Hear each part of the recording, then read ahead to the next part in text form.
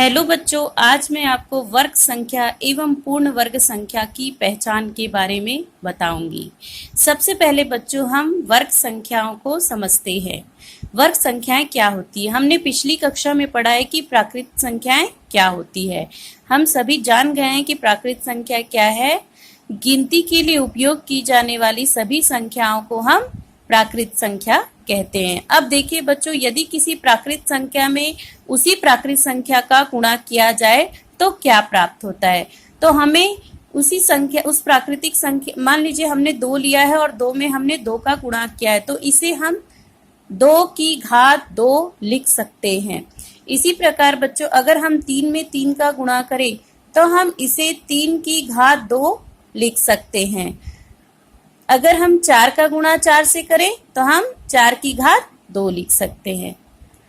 इसका मतलब ये है बच्चों कि किसी संख्या को उसी संख्या से गुणा करने पर, यदि हम किसी संख्या में उसी संख्या का गुणा कर दें तो प्राप्त संख्या उसकी वर्ग संख्या कहलाती है। जैसे 4 2 का वर्ग है, क्योंकि हमें संख्या 2 का वर्ग 4 प्राप्त होता है।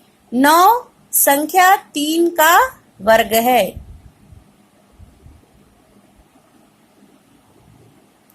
तो बच्चों, वर्ग संख्याएं क्या होती है? किसी संख्या को उसी संख्या में गुणा करने पर प्राप्त संख्या उस संख्या का वर्ग कहलाती है।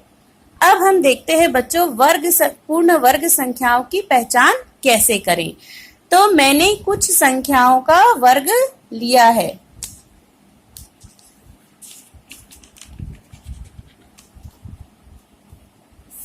यहाँ पर हम देख रहे हैं बच्चों, 1 से 20 तक की संख्याओं का वर्ग लिया गया है।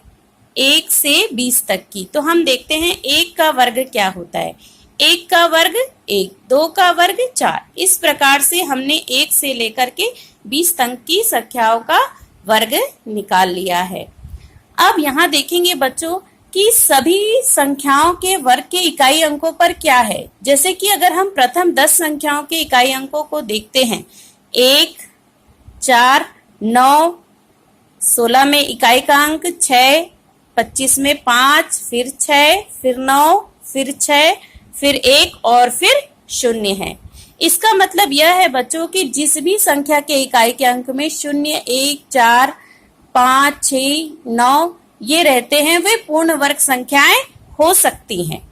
और इनको छोड़ करके 2, 3, 7 देख रहे बच्चे, यहाँ भी देख रहे हैं हम, इकाई का अंक 1 है, 4 है, 9 है, 6 है, 5 है ना।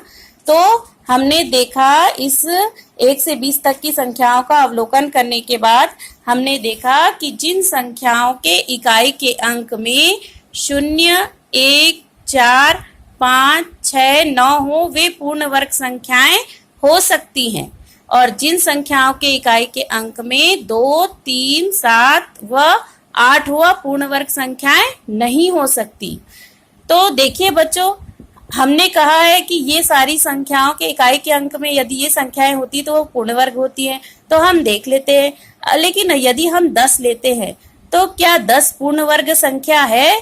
तो 10 पूर्ण वर्ग संख्या नहीं है। अब क्यों नहीं है बच्चों? हमने तो इकाई के अंक में यदि 0 होता है तो उसे हमने क्या कहा है? पूर्ण वर्ग संख्या। लेकिन 10 पूर्ण वर्ग संख्या नहीं है। क्यों?